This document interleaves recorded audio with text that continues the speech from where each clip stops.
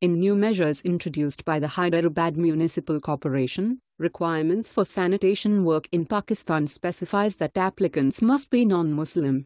Moreover, applicants must take the religious oath on their religious holy book, Gita or Bible, that they will never do anything else but work as a sanitation worker and will never refuse to carry out the work.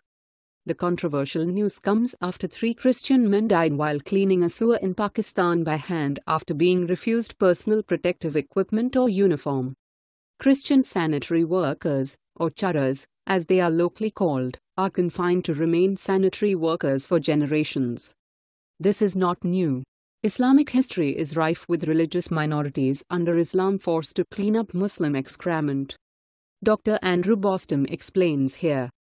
Yemenite Jews had to remove human feces and other waste matter, urine which failed to evaporate, etc., from Muslim areas, initially in Sana'a, and later in other communities such as Shabam, Yaram, and Dharma. Decrees requiring this obligation were issued in the late 18th or early 19th century, and reintroduced in 1913. Yehunan reproduces an 1874 letter written by a Yemenite Jew to the Alliance Israelite in Paris, lamenting the practice. 126. It is 86 years since our forefathers suffered the cruel decree and great shame to the nation of Israel from the east to sundown. For in the days of our fathers, 86 years ago, there arose a judge known as Qadi, and said unto the king and his ministers who lived in that time that the Lord, blessed be he, had only created the Jews out of love of the other nations, to do their work and be enslaved by them at their will, and to do the most contemptible and lowly of tasks. And of them all the greatest contamination of all, to clear their privies and streets and pathways of the filthy dung and the great filth in that place, and to collect all that is left of the dung, may your honor pardon the expression. Pakistan, non-Muslims forced to do sanitary work. Asian Human Rights Commission, July 11, 2017. In an act of blatant discrimination against the Christian religious minority, and an infringement of Article 27 of the Constitution of Pakistan, the Hyderabad Municipal Corporation has invited applications for the job of sewers from non-Muslims only. Moreover, applicants are required to take an oath on their religious holy book, Gita or Bible, that they will never do anything else but work as a sanitary worker, and will never refuse to carry out the work. This is not the first time that Article 27, which provides safeguards against discrimination in services or employment, has been so blatantly trampled upon. The government has adopted a systemic policy of reserving sanitation posts for non-Muslims. On the 18th of September 2015, the Mandi Bahauddin, Punjab Province's district headquarter hospital, publicized 10 vacancies, where sanitation jobs were reserved for minorities. A similar advertisement was issued by the Lady Wellington Hospital in Lahore, requiring only non-Muslims for this work. In 2015, the Punjab Cardiology Hospital issued an advertisement in several newspapers, which stated that only non-Muslims persons who belong to minorities will be accommodated for sanitation work.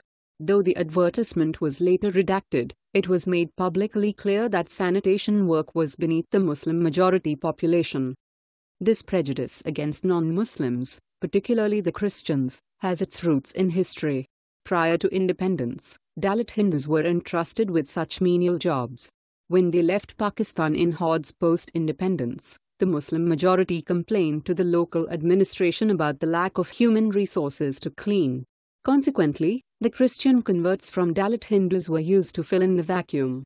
While these Dalits had converted from Hinduism to Protestant Christianity to escape caste discrimination, the stigma of being sanitation workers remained with the community.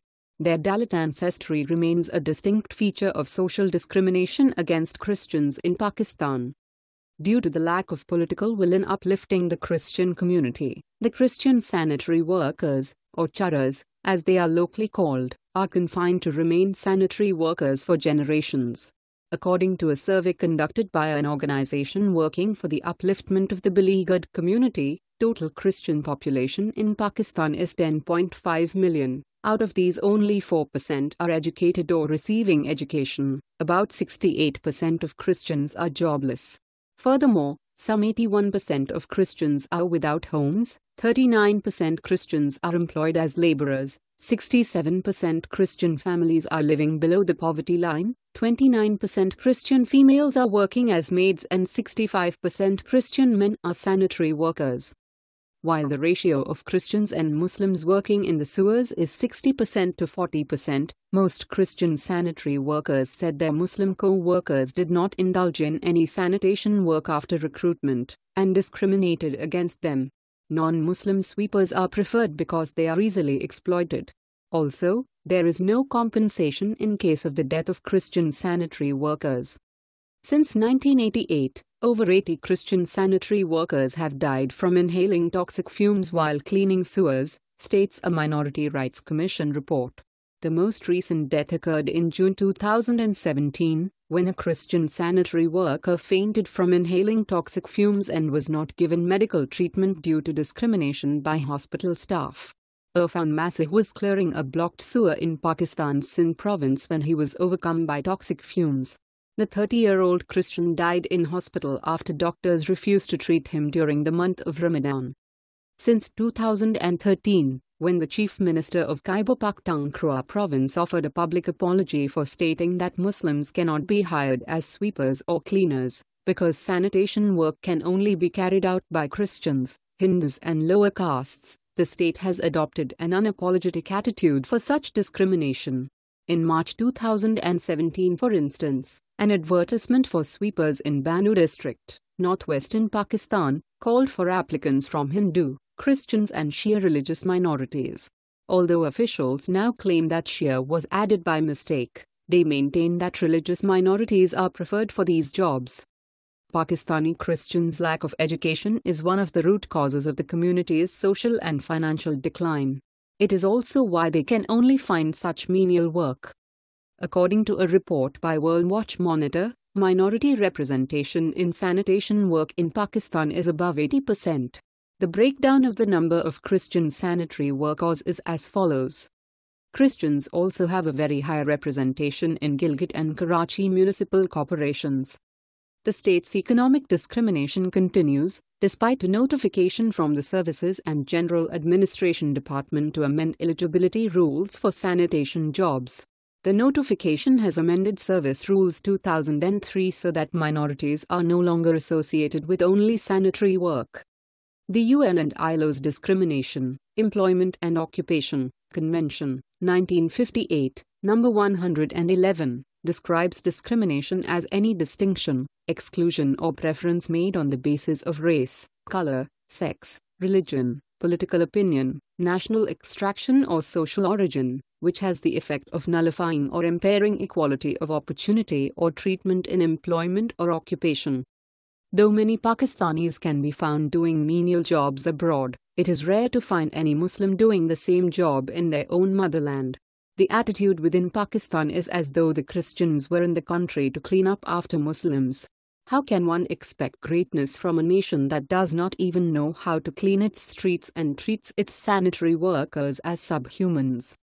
It should not be forgotten that the Christian community has given the country several stalwarts, such as legal giant Justice Cornelius, and slain human rights activist and Minister of Minority Affairs Shehbaz Bhatti. Their contributions in the education and health sectors have provided many Pakistanis with the best medical and educational facilities at a nominal price. The Christian community has also played a pivotal role in the freedom movement, but all these contributions are sidelined by the theocratic state bent upon promulgating its own version of political Islam. The government of Pakistan must stop forcing religious minorities into degrading jobs.